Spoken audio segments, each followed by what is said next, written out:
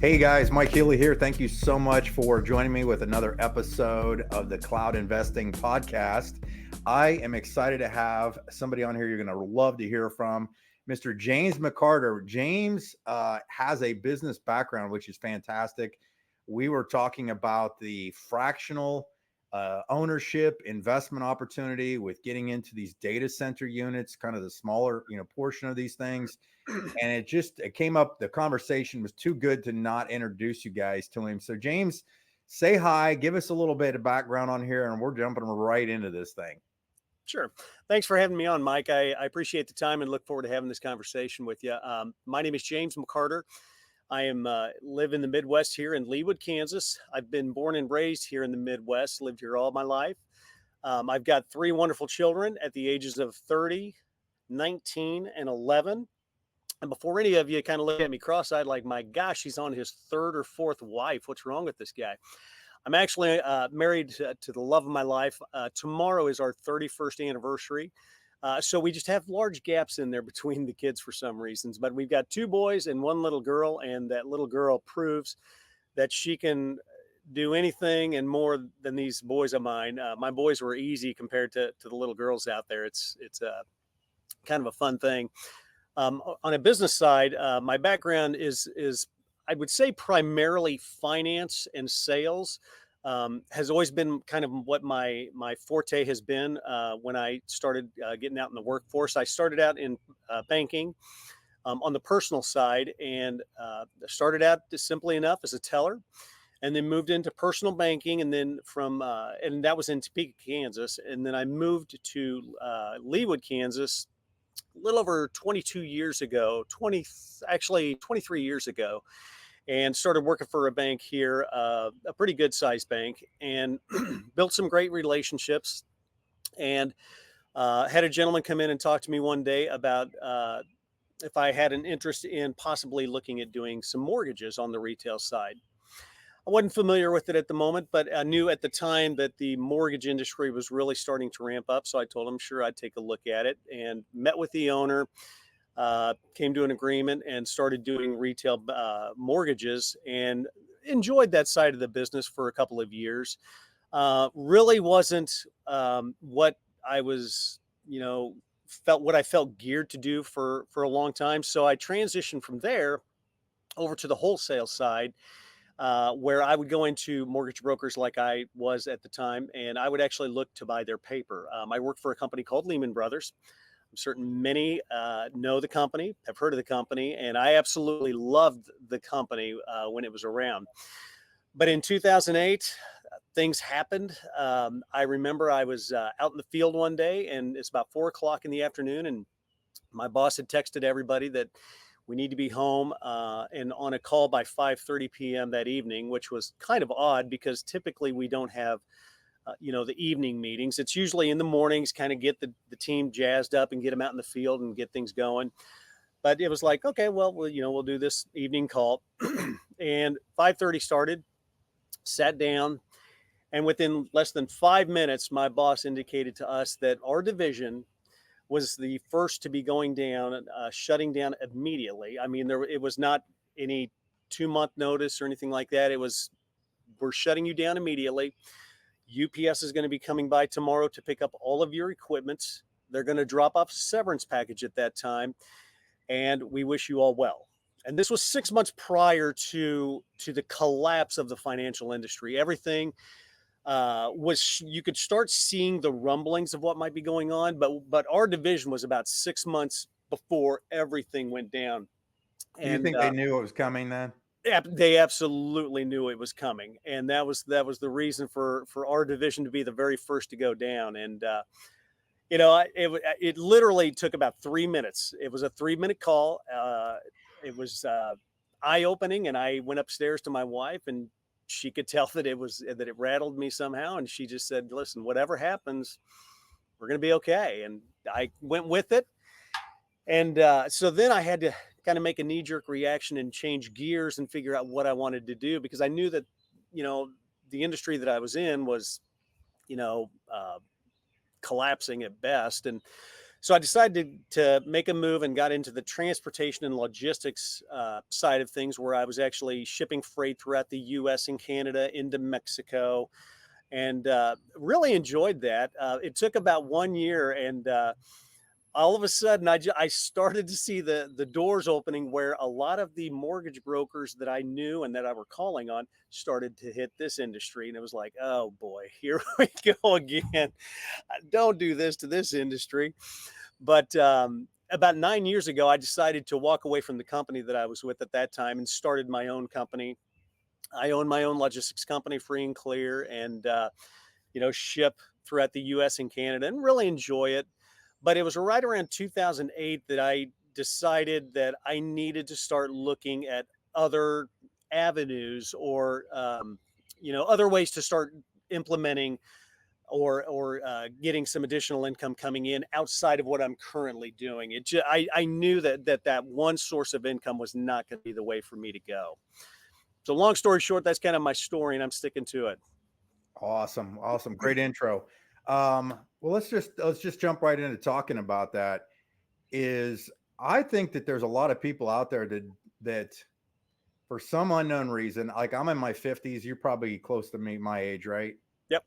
Yep. Okay. When we grew up, it was primarily everybody, at least everybody that I knew in my like high school and pretty much graduated with, is their parents had been working at the same place for 10, 20, 30 years. And Yep. you knew that as soon as they retired, they had a retirement there, right? Sure. But then over the last probably 20 years or so, everything is completely changed, and people, it's a unique verbiage people say of the gig economy. Mhm. They Yeah. get excited about it, but really what it means is you're not going to be able to live on all the inflation prices. You better get some backup income coming in, which has exploded things. How did you well how did you kind of start to decide? You made the decision kind of forcibly to move from Mhm. where you were at. Then you got into doing your own business. What was it that kind of got you started, or what were some of the things you jumped into? And then we'll get into the data stuff of this. Well, what got I've always had a knack for network marketing, or MLM, whatever you want to call it. You can call it whatever you want, affiliate marketing, things like that. Ever since I was honestly about 17 or 18 years old, I've always really liked that industry. I like what it stood for. I liked a lot of the products out there. I still do. There's many products that I actually purchased from a lot of friends of mine that I use on a very regular basis that I absolutely love. Um, in more recent times, I think there's been a little bit of a shift in that industry for some reason, and I'm not sure why, where um, it's not quite as how do I want to say this, as friendly, or to be able to go out and talk to people about the products and things like that. I think people are so accustomed to buying things on Amazon or online at Walmart that that's their comfort zone. But again, I think that's what happened here with the hyperinflation that we're seeing recently. People are forced to start looking at other avenues to be able to make some additional sources of income. And I think it's starting to reopen their eyes, at least to what these industries can offer. And you see it on Facebook all the time. You see it on Instagram all the time. People are always, talking about the opportunities and things like that. And I started looking around, and what really was catching my eye around 2008 in particular was kind of the decentralization of the US dollar and things like that. And I started looking into Bitcoin and crypto, and I knew nothing about it at that time. And honestly, I missed out on the Bitcoin, opportunity, to be completely honest with you, and never delved into that part of it at the time. But then there was a friend of mine who introduced me to some nodes back in the day where we were earning daily rewards. And it's something that's still working out there, but and I know it's going to take off at over time, because I think a lot of people still need to just get that comfort zone out there with that. But that's really kind of how you and I came together on this, fractional, these fractional data centers and the opportunity there. And kind of what's really opened my eyes after I started doing my due diligence about what these are all about. Because I mean, I'll be honest with you, in the last 6 months, I knew nothing about these data centers. These things have just started blowing up as of recent, and the news is just starting to get out. I mean, everywhere you look, they're talking about these data centers. You can drive up a major, well, let me think here. 2, 3. You can drive up north, you can drive east, and you can drive west on major highways from where I live, and there's data centers all over the place. They're continuing to build them on a very regular basis. I was naive, and I always thought they were just distribution centers for like Amazon or something like that, until I actually decided I'm going to go in and take a look. And I was going to call on one to just see if I could get some business for shipping. Come to find out, they were actual data centers that these places that these people were building. So, I thought the the more same you look, say that again. I thought the same thing because there's a bunch on the road, and I've mentioned this on every podcast Yeah, by my church. yeah, And I was like, man, those are the strangest. I hope people aren't working in there, because there were like no windows. right. They were just massive. I'm like, oh man, that's like prison in there. And then it turns out they're actual data centers, which is These huge cement oh walls that my just gosh. go forever. So, Yep, yep, yep. So yeah. let's keep. I didn't mean to interrupt you, but what now? So here's the thing: is you can't, in today's day and age, I would suggest to people that you can't be afraid to look at other opportunities. Mhm. I mean, whether it's, affiliate sales, direct sales, starting your own business, investing in cryptocurrency, or any other type of investment, you just got to look at some way, real estate, of creating more than one income stream. Like, period. You have to have another income stream. Sure. Now, the reason we are so excited about this data center project and the ability to invest in these units within the data centers is that the I can't call it a return, and I'm not a financial advisor. James is not a financial advisor. We're not giving the financial advice, but what it is the demand is so high that people are willing to pay a premium to put their data on units, on data centers. That's the whole purpose. And the demand is so big, companies right now like AWS, Meta, Google cannot keep up with the demand. Right. And so more and more commercial real estate is being flipped over, not just for buildings that they're going to put people in, but for data centers. Now it's making it more valuable to have commercial real estate that they can do data centers on. And by doing that, we have found the opportunity to buy individual data center units within these big data center facilities. And as data gets loaded on them, we get paid. Yeah. When you first heard that, James, what was your knee jerk reaction? I needed, I, I needed to learn more. I wasn't familiar with what kind of returns we were looking at, what the daily returns or rewards might be. Again, we're not financial advisors. We're just talking about our personal, um, you know, looking into this type of investment, things like that.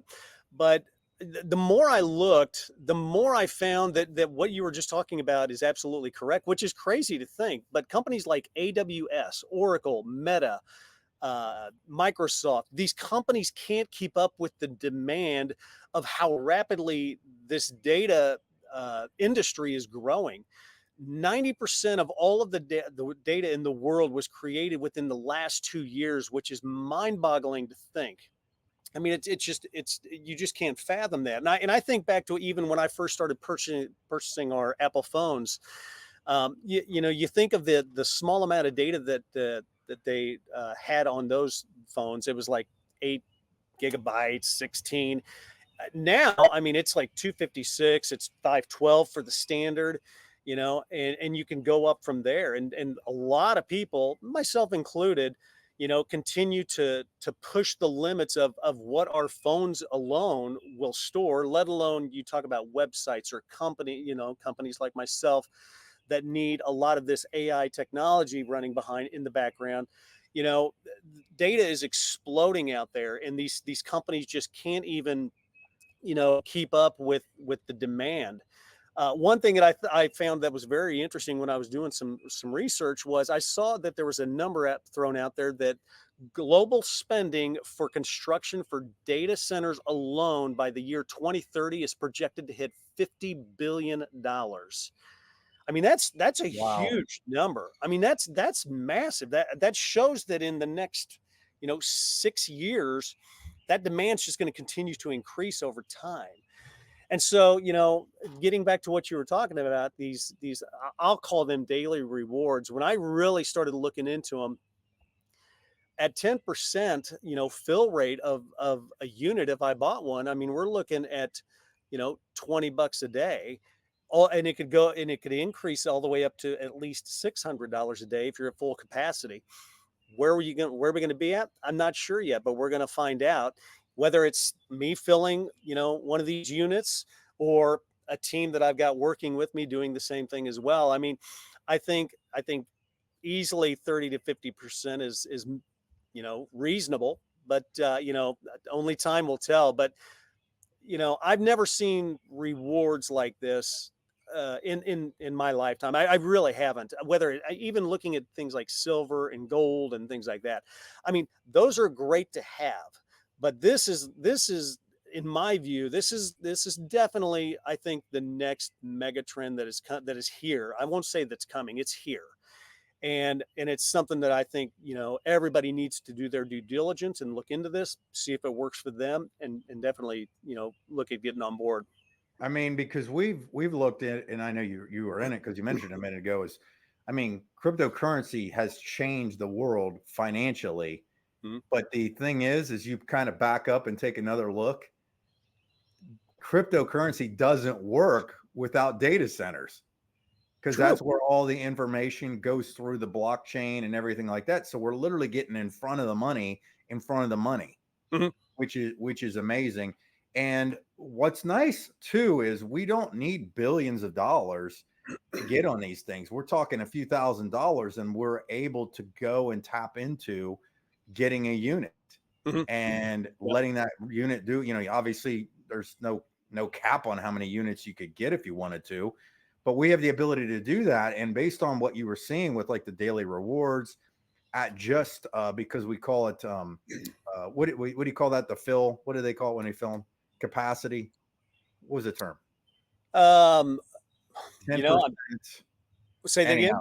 I forget the name you just used for when they're filling the units, I like the probably said 10% capacity, 30% capacity. Yeah. capacity. So Yeah. so Yeah. basically, as data gets stored on these units, it's a passive income based on them. The people that are storing their data there is basically paying rent. In a nutshell, it's the easiest way to look at it, and we have the opportunity to get these out there quickly. And I think there's something to be said too about being an early adopter Oh, in a absolutely. project like this because I think that the units that we're picking up collectively, they've already sold out over 80% of the initial storage unit capacity, the center they're in. And it's a very, very secure center. I mean, this is the same type of systems as AWS and everything. And we're already there. So I don't know when the next center is going to open. So it's like, it's awesome to get in there early because those are the ones that are getting the data, filled on them as quick as possible, which will push that capacity as we're talking about quicker, higher, and pay out more money. I mean, in a nutshell, that's what it is. Where do you see this thing going, James? Like, honestly. I think sky is the limit. I mean, the more I look into this, and the more I start running the numbers on what could potentially happen. Again, I'm not making any guarantees, but like you said, it all depends on how many units you want to have in your portfolio at some point. And I certainly see myself having, I mean, down the road, 5, 6, 7 of these, units. and having them at least, if not more, 50% filled over time. And these units are projected to last anywhere from 5 to 10 years. So if you go on the average about 7 year lifespan, I mean, this is to me as easy a plug and play system that I've seen out there. And I've seen a lot, and I've seen a lot of sketchy ones out there, and walked away from them. But I'm telling you, you know, if I don't know, I guess if I wouldn't have done my due diligence, and I wouldn't have maybe seen some CNBC, articles going on out there. I'll give you an example. When I was in the gym about 2 to 3 months ago, there was a young lady on CNBC doing an interview talking specifically about data centers, and that's what caught my eye. She was an executive from Blackstone, and they were talking about how they are getting ready to build a $25 billion, what she calls, empire of data centers. And well, I know Blackstone, they're the biggest company in the world. Data centers, okay, that's moving in the right direction. Then $25 billion. I mean, so I think if you just follow the money and see where it's going, the sky's the limit. And I've read some articles talking about what the returns on these are, and I think that our returns, honestly, that we've been talking about here briefly, I think they're fairly conservative. I think that they're going to be bigger than what we expect. I think they're going to continue to grow as we, as more and more products like AI and things like that roll out and start forcing more and more centers to or AWS and Meta and all of them who can't keep up with the demand to force people to find avenues like mine to fill those centers. So again, I think sky's the limit, and it's kind of what you want to put into it. Awesome. Well, that's actually a perfect way to kind of, I think, end the show, because you summed it up perfectly. I'm glad I asked the question and you did a great job on that. So how could somebody reach out to you? Just go to James McCarter, look you up on, you're in Kansas, right? Yeah. I'm in Kansas. Look you up in Facebook, things like that. They can find me on Facebook. I think, don't hold me to it, but I think it's J McCarter 01 for Facebook. And, I'll just shoot my number out to them. It's 913-563-9434. That's to me directly. I've got it on me 24/7. I'm usually pretty available. People can text me or call me anytime with questions. Here to answer any questions that people might have. But again, I appreciate the time, Mike. I enjoyed the conversation and hope that we can maybe do it again sometime soon.